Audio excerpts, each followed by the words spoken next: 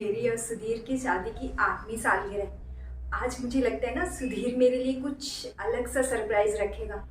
आज ना मैं ऑफिस नहीं जाऊंगी, आज हम दोनों कहीं घूमने जाएंगे पक्का। अरे ये मुझे मम्मी के पास। हे भगवान, इसने एक और अपशगुन कर दिया। मम्मी जी, हे बहू, तुमने इसे क्यों छुआ? तुम्हें पता नहीं है कि मेरी बेटी के 7 माह की पूजा की सामग्री है और ये पूजा की सामग्री किसी बांझ औरत को नहीं छूनी चाहिए।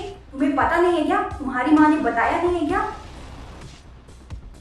वो मम्मी जी, एक मिनट, मुझे लगता है ना तुम्हारे बच्चे नहीं हुए तो तुम ये सोच रहे हो कि मेरी ननद के बच्चे भी ना हो, है ना? मेरी बेटी की खुशी तो तुमसे देखी नहीं जा रही। क्यों? सही कह रही हो ना? मुझे तुमसे ये उम्मीद नहीं थी। वो मम्मी जी, सुधीर मुझसे बहुत प्यार करता है। वो मेरे लिए पक्का कुछ ना कुछ ज़रूर बोलेगा।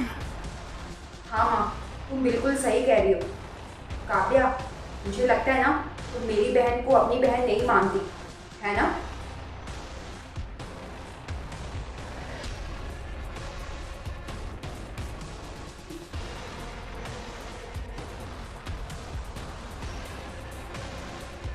माँ, मैं ऑफिस जा रहा हूँ, शाम को आऊँगा। ठीक है बेटा? काव्या, तुम ऑफिस नहीं जा रही हो? आज मैं ऑफिस नहीं जा रही तो इस चलो अच्छा है, आज तुम ऑफिस नहीं जा रही हो, तुम्हारी शक्ल ऑफिस में देखनी नहीं पड़ेगी। मैं ऑफिस जा रहा हूँ, माँ का ख्याल रखना, ठीक है? आज तो हमारी शादी की 8वीं सालगिरह है। क्या सुधीर को याद नहीं? ये आज का दिन कैसे भूल सकता है? अब यहाँ खड़ी खड़ी क्या देख रही है? जा पूजा के लिए प्रसाद बना दे। ठीक है मम्मी जी, मैं अभी प्रसाद बना देती हूँ।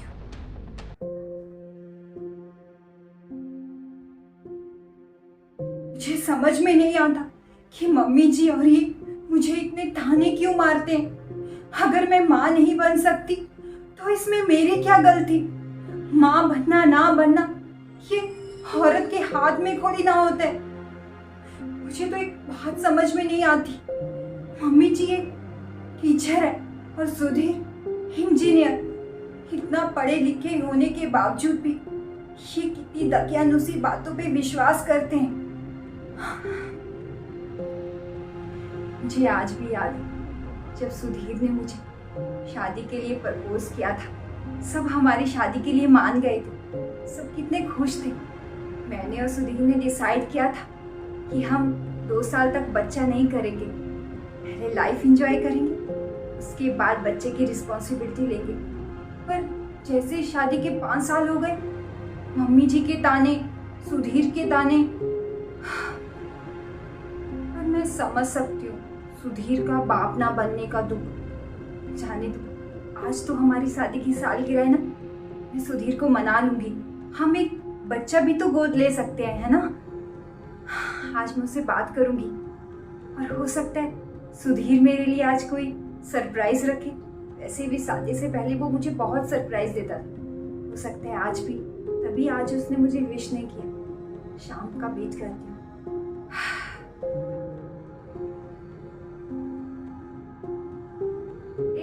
आ गया। बांझ कहीं की। ये लो।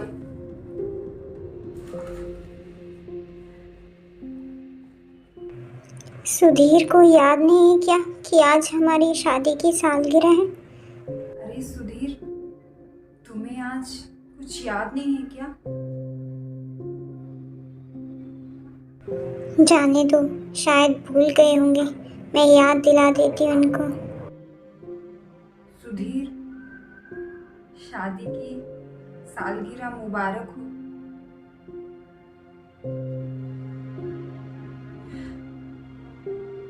सुधीर, मैं तुमसे बात कर रही हूँ, तुम आज का दिन कैसे भूल सकते हो? अरे हाँ, आज का मनहूस दिन मैं कैसे भूल सकता हूँ? आज ही तो एक अपशगुनी बांझ औरत मेरे गले पड़ी थी, है ना? फिर हम एक बच्चा भी तो गोद ले सकते हैं ना? अरे काव्या, इस विषय पे ना हमारी पहले भी बहस हो चुकी है। मैंने तुम्हें कितनी बार बोला है, मुझे किसी और का बच्चा, किसी और का खून नहीं चाहिए। मुझे और मेरी माँ को अपना बच्चा चाहिए, जो तुम नहीं दे सकती, क्योंकि तुम एक बांझ हो, बांझ। समझ में आया? हाँ, बहुत अच्छी तरह से समझ में आ गया है। काव्या, आज तो हमारी शादी की सालगिरह है ना, तो एक अनोखा गिफ्ट तो बनता ही है ना। मैं तुम्हारे लिए ना एक अनोखा गिफ्ट लेके आया हूँ। अब तुम मुझे अनोखा गिफ्ट दे रहे हो? पर क्या? दो ना जल्दी। ये लो। ये क्या है?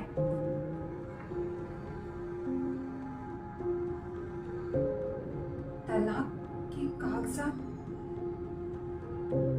ये मुझे समझ में नहीं आ रहा। तुम एक बच्चे के लिए मुझे छोड़ रहे हो? तुमने तो हर परिस्थिति में मेरा साथ देने का वादा किया था, और आज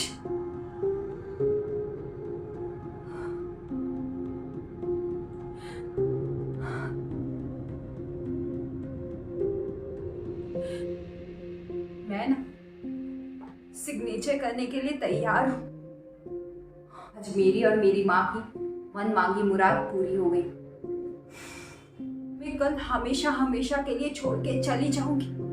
जिस व्यक्ति के दिल में अपनी पत्नी के लिए रत्ती भर भी जगह ना हो ना, मैं उस व्यक्ति के साथ नहीं रह सकती। अच्छा, इस अपशगुन बाण से मेरा पीछा छूटा। अभी मम्मी को खुशखबरी देकर आता हूँ, मम्मी खुश हो जाएगी।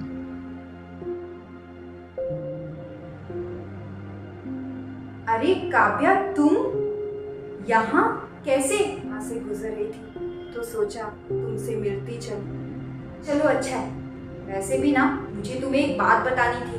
मैं तुम्हें फोन करने ही वाला था, तुम खुद ही आ गई। ये मेरे लिए बहुत ही अच्छा है। या आज मैं गर्व से बोल सकता हूँ कि मेरा जो डिसीजन था तुमसे तलाक लेने का, वो बिल्कुल सही था। मेरा बेटा, मैं बाप बन गया हूँ। तुम पापा बन गए?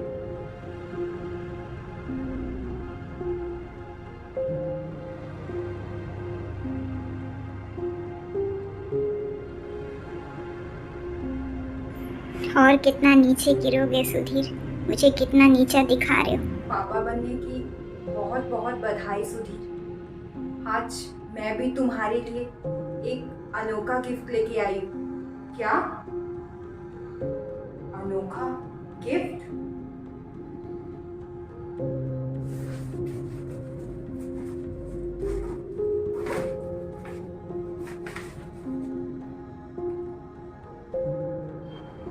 अरे बताओ तो सही, क्या अनोखा गिफ्ट लेके आई हो?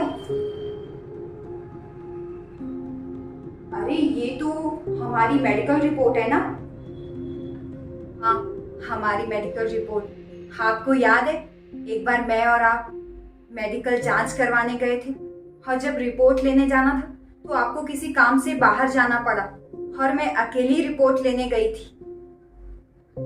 हाँ, तुमने मुझे बताया था कि कभी मुझ में नहीं तुम में है।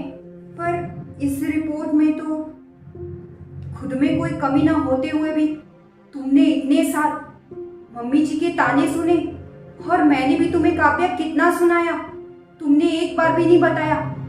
क्यों क्यों काव्या, क्यों किया तुमने ऐसा? मैं तुमसे बहुत प्यार करती थी, और अगर मैं तुम्हें सच्चाई बताती तो तुम ये सब सह नहीं पाते, और तुम अंदर ही अंदर से बहुत टूट जाते, और मैं तुम्हें टूटता हुआ नहीं देखना चाहती थी। इसलिए मैंने तुम्हें सच्चाई नहीं बताई। मेरा क्या है, मुझे तो आदत पड़ गई थी मम्मी जी के ताने सुनने की। हे भगवान, मुझसे कितनी बड़ी गलती हो गई। सच कहूं, मैं सबके ताने सुन सकती हूँ, पर आपकी चुप्पी और आपके ताने सुनने की हिम्मत मुझ में नहीं थी। जिस दिन मैंने तुम्हें तलाक के कागजात दिए थे, तुम उस दिन भी तो बता सकती थी ना। तुमने उस दिन भी मुझे नहीं बताया। हाँ, उस दिन मैंने आपको नहीं बताया क्योंकि मुझे आप पे विश्वास था। मुझे पता था कि सुधीर मुझसे बहुत प्यार करता है और वो मुझे नहीं छोड़ सकता। पर जब आपने तलाक के कागजात मुझे दिए तो मैं समझ गई, और मेरा विश्वास टूट गया।